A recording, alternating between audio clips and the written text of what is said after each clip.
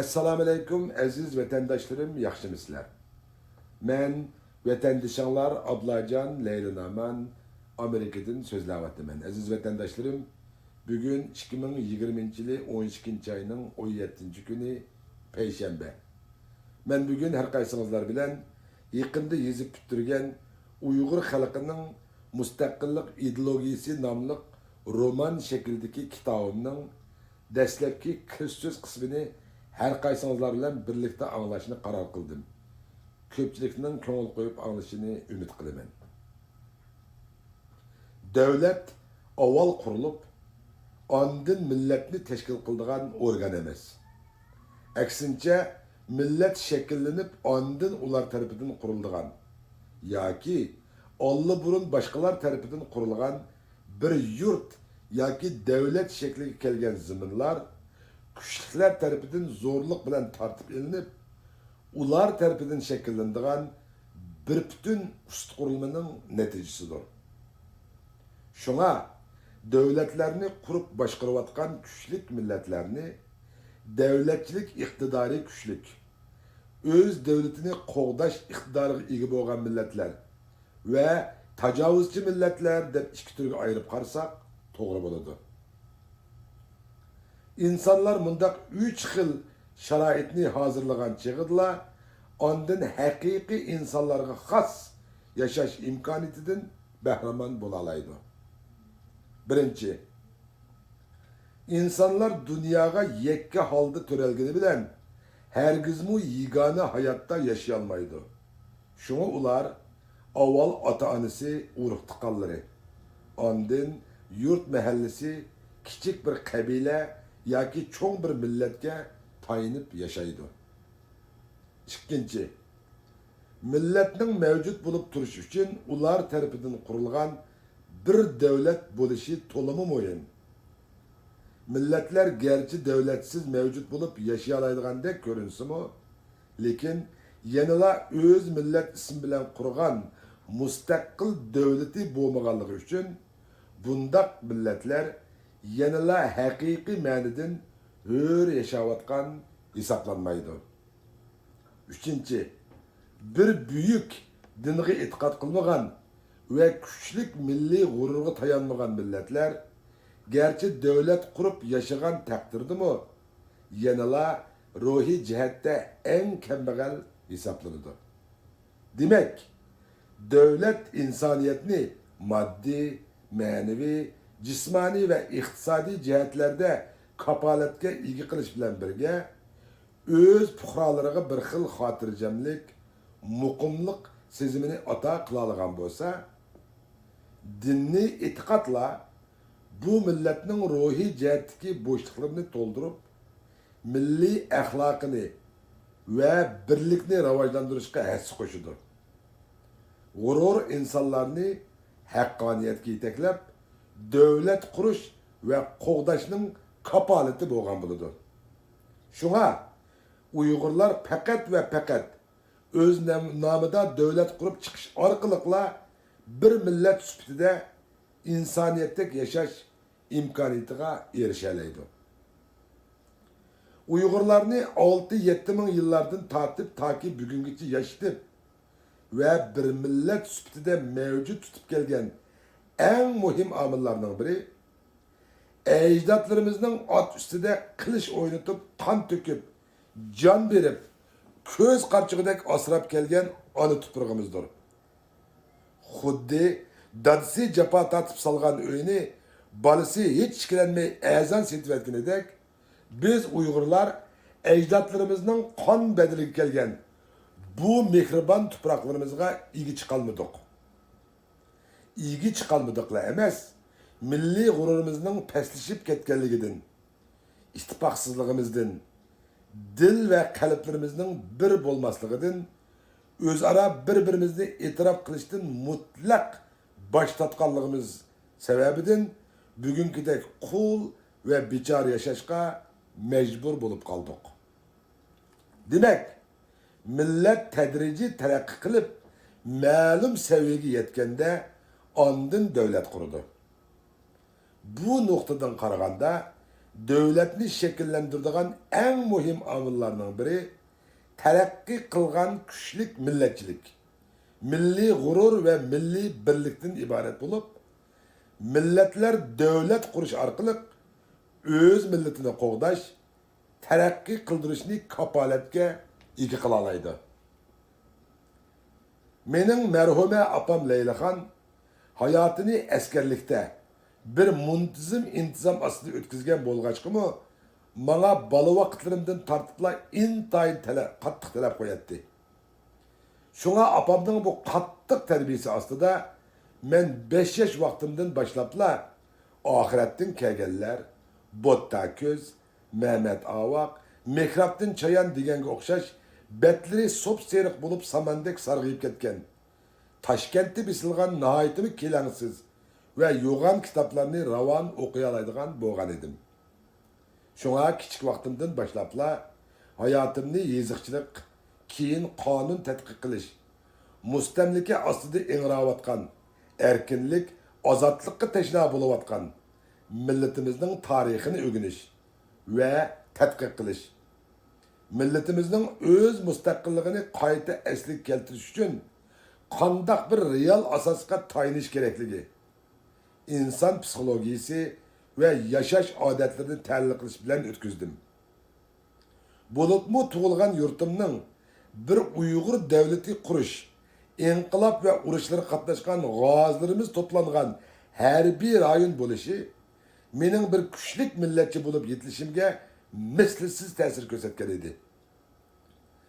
Bir Uyg'ur askeri oilasi tug'ilgan Uyg'ur farzandi bo'lish sifatim bilan uzun yillardan beri milletimiz ve xalqimiz uchun cho'qim kelgusida ularga kuchlik bir davlat she'ri, xalqimizni haqiqiy ma'nodan dunyoning oldingi qatorida turadigan davlatini asliga keltirib, rivojlantirib, o'z xalqi ve dunyo tinchligiga hissa qo'sha oladigan Büyük Uyg'uriston davlatini qaytadan barpo qilib ve onu to'g'ri boshqarish uchun bir mükemmel asosiy qonun tuzib beraman degan umid bilan butkul hayotimni degidek Uyg'ur milletining til adabiyoti ve xalqaro qonunlarini tahlil qilish bilan o'tkazgan edim.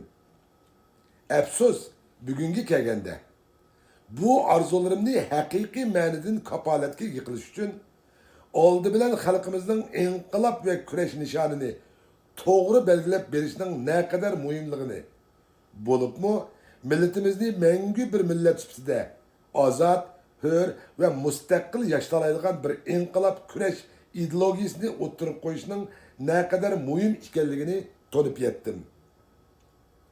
Uzun yil hech bo'shashmay ilib borgan vatan ichi ve sirtidagi kurash tajribalarimga ve his qilgan to'xtamay izlangan siyosiy ko'zqarashlarimga, bo'libmi Amerika'nın yerli kanuni ve xalqaro qonun kasbida o'qigan bilimlerimga asosan Uyg'urlarning mustaqillik ideologiyasi nomli bu kitobimni chet elda yashagan 24 yillik hayotimda astoydil izlanib ve intayin diqqat ve inchiklik bilan kuzatib yezib chiqdim.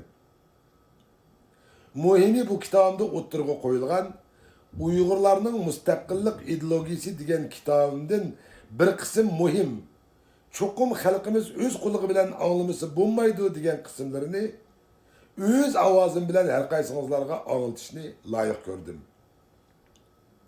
Keng avam xalqni yeziq arqılık uzunga so'zilgan necha ming betlik kitoblar orqali uyg'otishdan ularga bevosita öz avazım bilen to'xtamay nutq so'zlash orqali anlatishning naqadar unumli ekanligini bilib tursammi, lekin kelgusi avlodlarimiz uchun bir material shaklda kitob bo'lib saqlanib qolishi va bu orqali millatimizni tashqi zo'ravon kuchlarning bundan keyin hargizmi meyli urush zo'ravonlik yoki tinish hiylagarlik sulhi saloli orqali mangu monopol qilolmasligi va xalqimizning amdi hargizmi boshqa zo'ravon kuch va guruh sinflarning hokimiyatlarning hukmronligi ostida qolmasligi uchun ularning bundan keyingi kurash va inqiloblarda özlerine bir qibla nomi sifatida foydalanishlari va yuraklarning cho'nqir qismiga singdirib olishlari uchun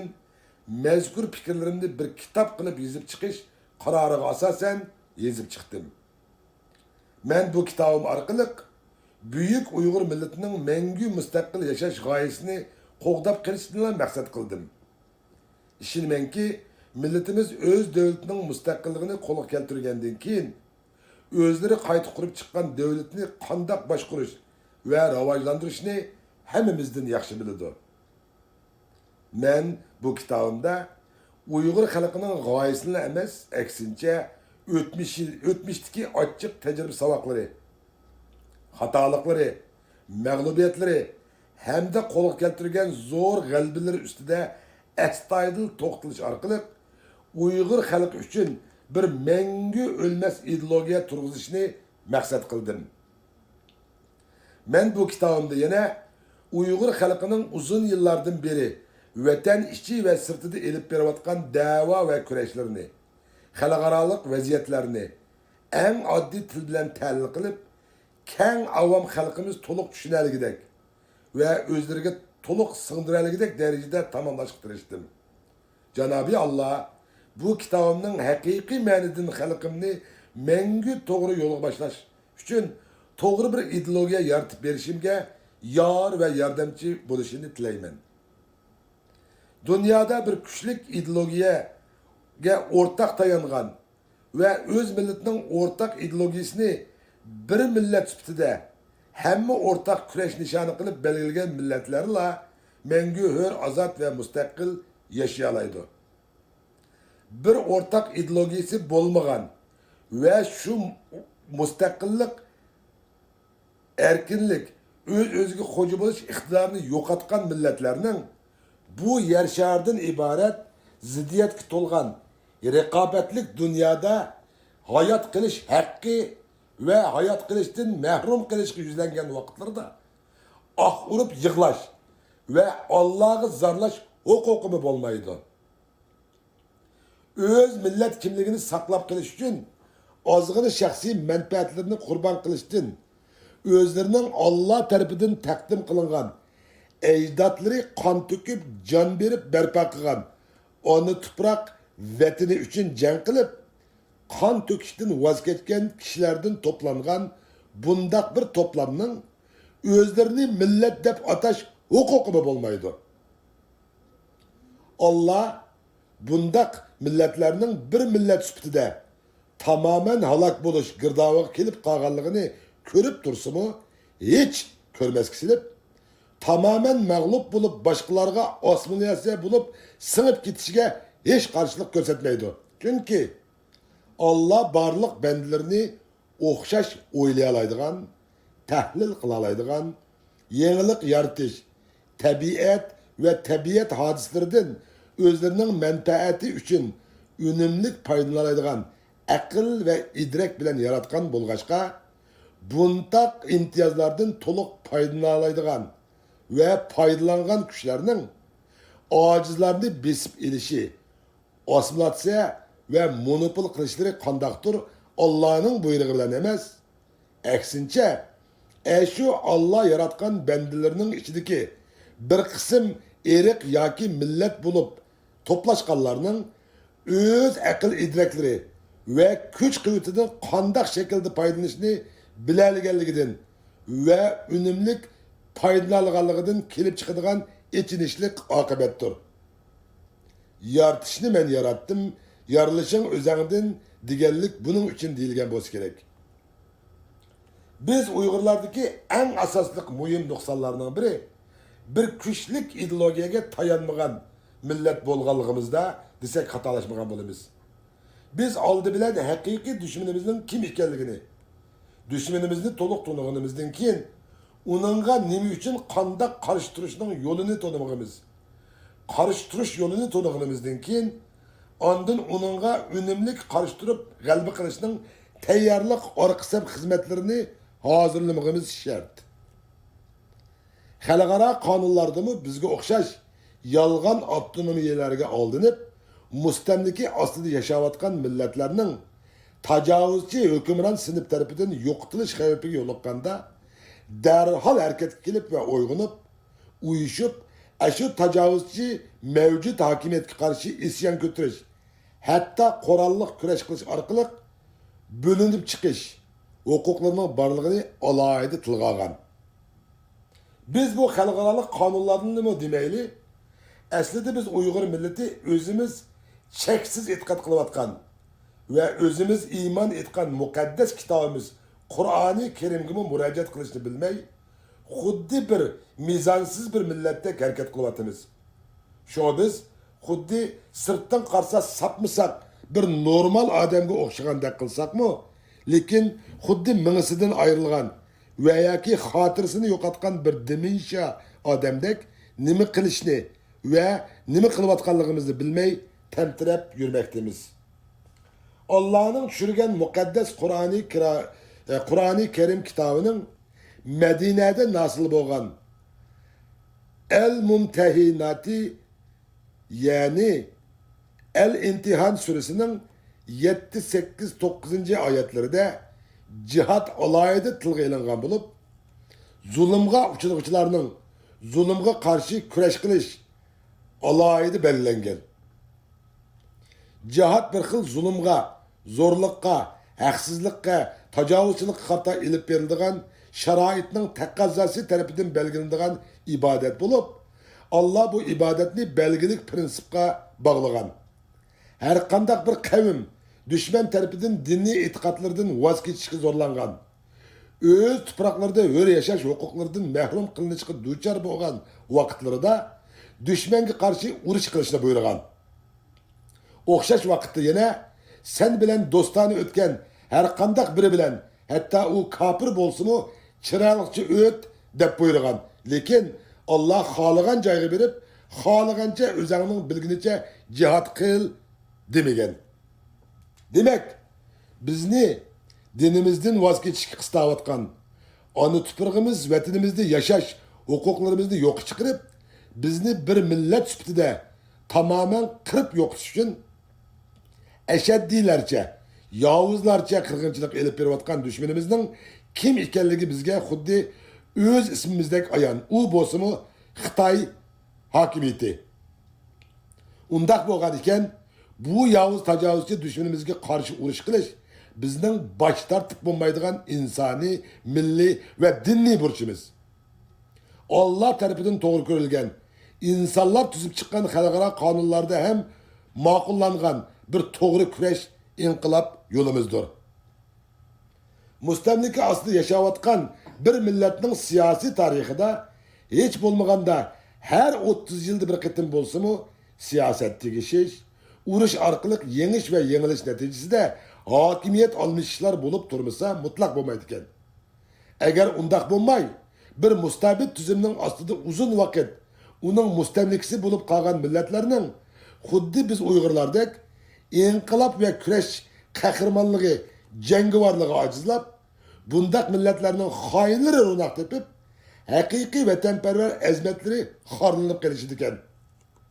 Baxtga qarshi biz Uyg'urlar yerim asrdan ko'p vaqt Xitoy hukmronligining boshqarishi ostida qoldik.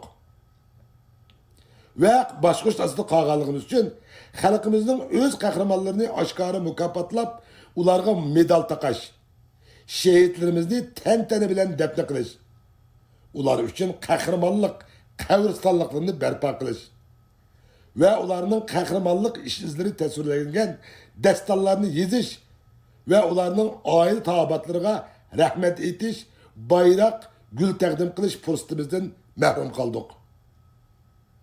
Dünyada her qandaq bir millet fakat gururu bilenla mengü yaşap duralaydı. Bir milletni hakiki manidin yaşadığan amillarının en muhimi şu milletinin gururudur. Gururdan ayrılgan bir millet resmi bir millet süptide teslimçilik, korkunçaklıkның ve yerginişlik, peskeşlikның kurbanıga aylanıp, xuddi bugünkü biz Uygurlardek kul ve biçar yaşaşka mecbur buludu.